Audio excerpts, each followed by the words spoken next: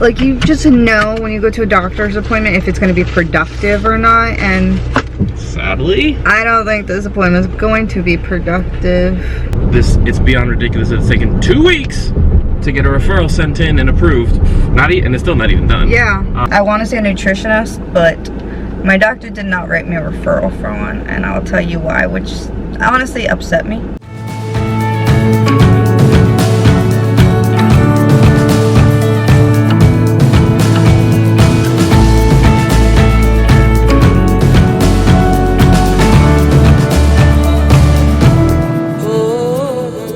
Good afternoon, everyone. So today is a day that honestly I won't lie, guys, I don't want to vlog. I couldn't tell you why. I'm in a very cranky mood. I'm blah. There was Paul. So this is why I'm here to help. Oh. Honestly, let's start going. We're walking towards the car right now. Honestly, guys, I'm not really in a happy mood to meet this doctor. Go! There you go. Hey, buddy. Why are you so excited? Oh, because Paul has a treat, that's why. That's why he's so eager. The only reason why he loves me. Anyway, sorry guys. Mini break to get settled in. So, pretty much, I'm not excited to go to this doctor's appointment. Neither am I.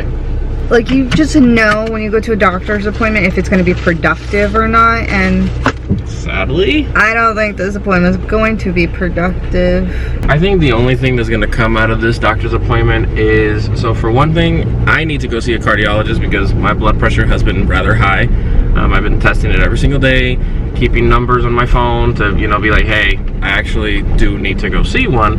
But I think that's the only thing from my end that's going to be positive. For you, you're going to get at least 1 or 2 other referrals that you need. Yeah. And the only reason why they didn't give it to us the first time around is, again, the insurance only pays for so much and the doctors want to see you again, so they charge the insurance more to get you to come back, and then, okay, now I'll give you the other referrals. But then also, it just bothers me. I don't see the point of going to this appointment either, is because then we're gonna have all these referrals and the insurance is just gonna still be a butthole to not even let us see those doctors.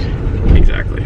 So we're still trying to get these appointments, and yeah, it's been 2 weeks. We saw this doctor about 2 weeks ago, and we still haven't been able to get any appointments scheduled. Now, a little thing that happened was Janice's primary was not technically transferred over, and I said that previously.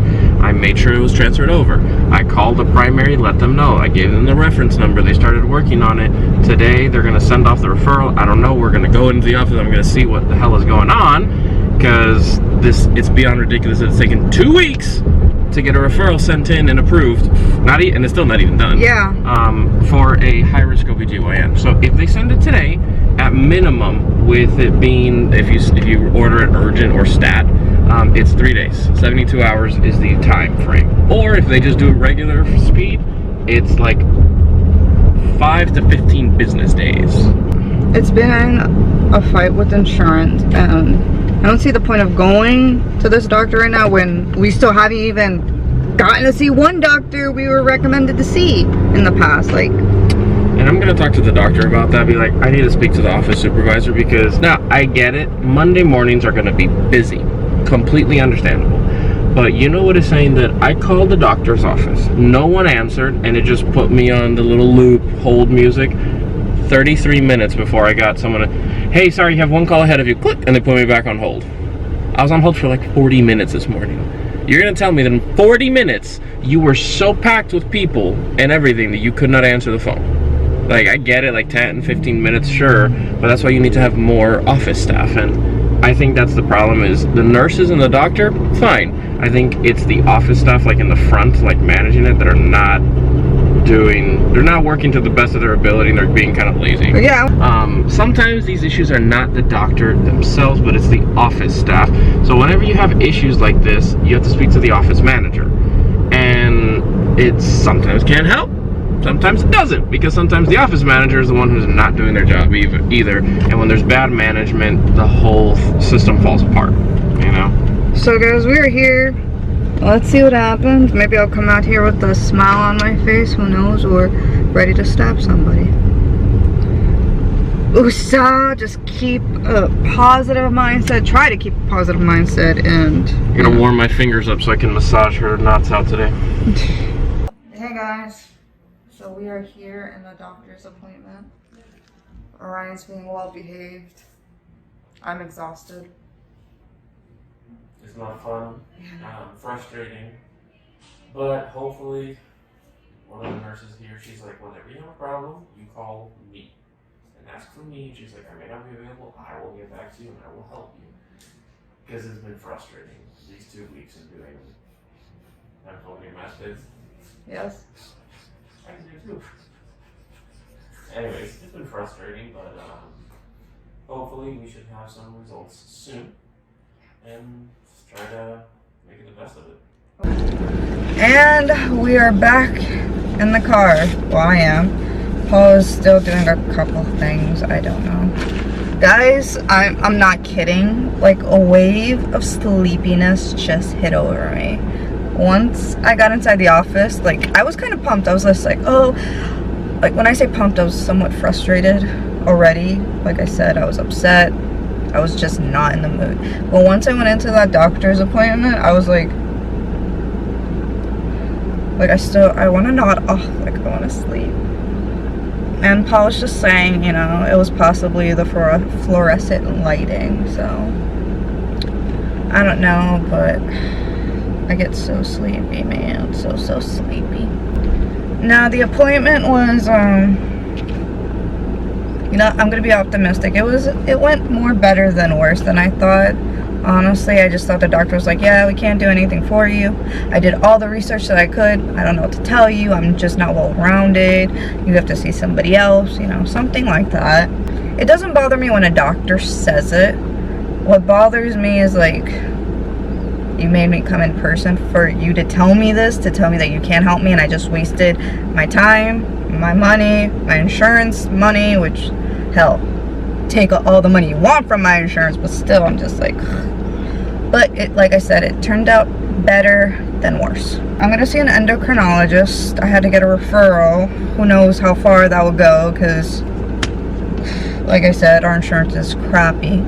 But, I'm gonna go see an endocrinologist to finally make sure my thyroid is okay. My doctor wants to finalize and be like, let's get an endocrinologist on this to make sure you are fine, and also to see it's not contributing to how much weight I have lost. Another doctor specialist I will be seeing is I want to say a nutritionist, but my doctor did not write me a referral for one, and I'll tell you why, which honestly upset me. Now, it's not like she didn't want to write me one, but she was like, sadly, majority of insurance does not pay for a nutritionist. It's not covered. So she's like, so really, I'm not going to write you a referral because there's no point. And me, I'm just like, in my mind, I just say, okay, why not try? I don't care if insurance will or will not cover it, but I still want to see and try to see if we can make it happen. But pretty much she's like, yeah, you have to pay out of pocket to see a nutritionist. You guys may be hearing all this and be like, okay, it doesn't seem like it was going well. For me to make an appointment well and worthwhile, I just need one chance or just one thing to go my way. So we were just talking about my conditions and how bad I was, like, these past 2 weeks. Guys, a lot has happened that I haven't talked about, sadly. The last 2 weeks since the last time I saw this doctor, my POTS has been out of control. Maybe it's because of this Floridian summer. But yesterday, I mean, my heart rate wouldn't go down 130, and the highest it went was like 165. So I was just like, I can't move or else I'm screwed. Like, I may faint, and I don't want to do that. Another issue is that recently, like I said, I have chronic hives. Now, I have made friends in the chronic illness community who are people who are very well rounded in the medical field, and they do watch my vlogs. Love you guys. Hey. And they look at my vlogs and they're like, Janice, you are displaying symptoms of mast cell activation syndrome. Guys, like, I just break out into hives, and last week it got pretty bad. I actually finally, first time ever, broke out hives in the back of my throat. and I was starting to cough. Like, I didn't notice. I was like, my throat was getting itchy. It was getting hard to breathe. And, you know, I went to Paul, or like I just hurried up, got some Benadryl. But then Paul looked at my mouth. He was like, I'm not saying I have it. You know, I just have a lot of my friends, loved ones who watch and like, they're kind of displaying those symptoms. So, before I even jump into that kind of a diagnosis, which is pretty intense and can be scary, I'm gonna actually check out celiac disease. I have taken the test in the past. The test is a blood work, pretty much, and it's shown that I didn't have it. Now, Paul has told me, he's just like, I think you could have it instead of mast cell activation syndrome. I'm sorry, I'm saying mast, just to make sure I got that T in there, but I will say mast cell activation. I won't even add a T, but you guys know.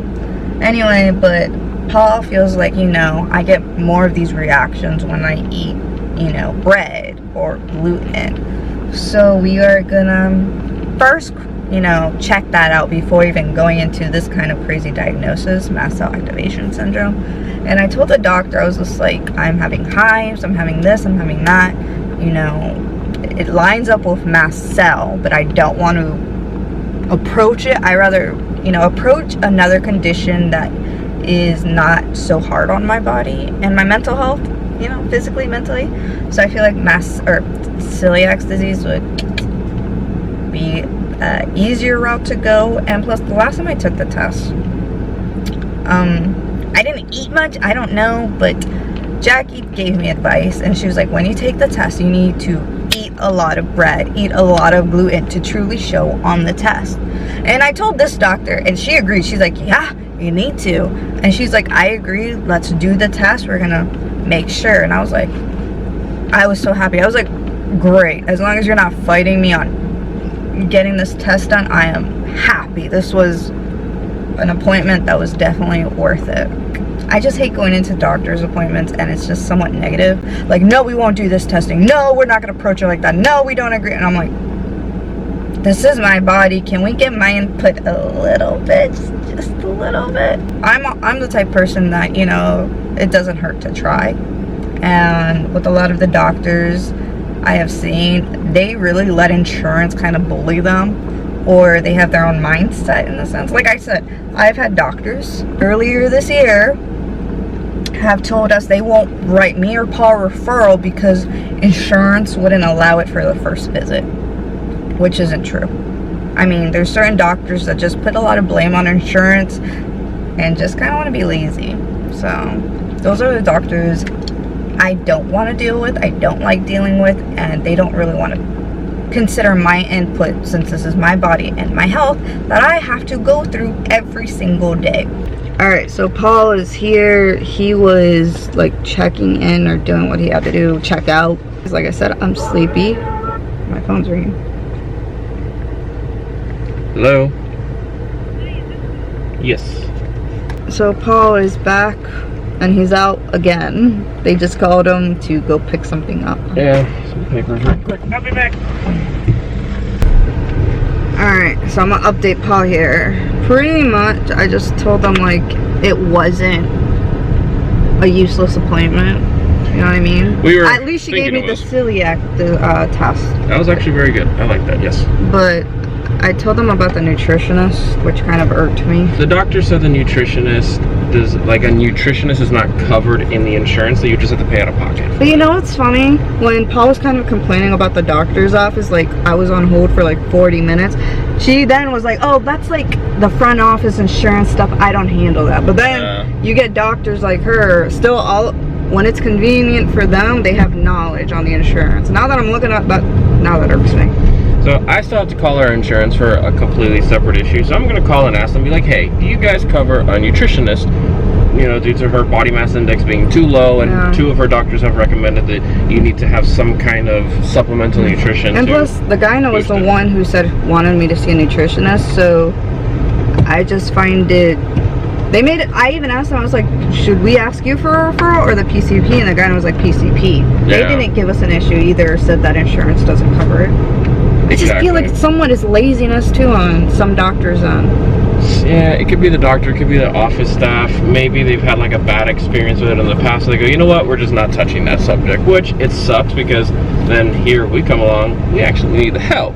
What do you think? How did you see the appointment? So it was beneficial for me, for sure. Yeah. It was definitely beneficial for Janice. So it was, overall, it was productive. We have some new lab works that we need to do. Referrals are actually getting worked on in a timely fashion. I got another medication and blood work as well. So overall, I do think it was beneficial going today. We were like this close to saying screw it and leaving. Because the lady I called this morning to see if they had the telemedicine, the virtual visits, and she's like, no, we're not doing those. And I was like, okay, but when you call, your prompt says it does. And long story short, she thought I canceled the appointment when I didn't. So when we showed up here, she's like, you canceled. I was like, no, Yeah. I did not.